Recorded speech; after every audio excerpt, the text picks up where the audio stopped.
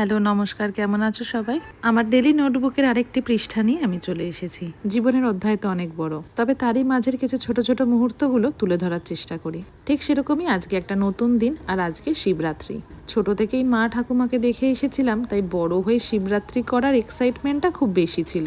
আগের দিন সংযম আর শিবরাত্রির দিন নির্জলা উপোস।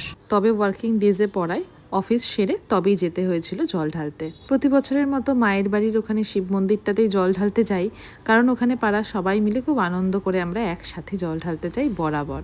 এই যে মন্দিরটা দেখলে, এখানেই আসবো জল ঢালতে। তবে সারাদিন অফিস করে এসছি, আগে একটু ফ্রেশ হব, চেঞ্জ করব, তারপরে আবার আসবো জল ঢালতে। সত্যি বলতে এইভাবে নির্জলা উপোস করে অফিস করতে কষ্ট হয়, কিন্তু আমার অভ্যাস হয়ে গেছে এখন। এই যে দেখতে দেখতে আমি রেডিও হয়ে গেলাম, লাল পা সাদা শাড়ি পরে একদম রেডি বাবার মাথায় জল ঢালতে যাওয়ার জন্য।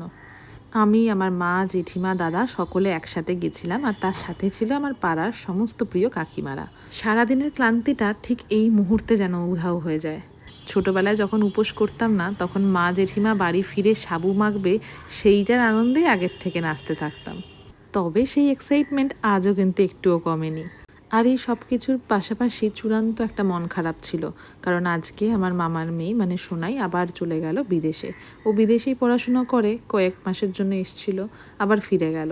সেটার জন্যই মন খারাপ নিয়েই কাটালাম আজকের দিনটা। কেমন লাগলো ভিডিওটা অবশ্যই জানিও। আজকের জন্য টাটা।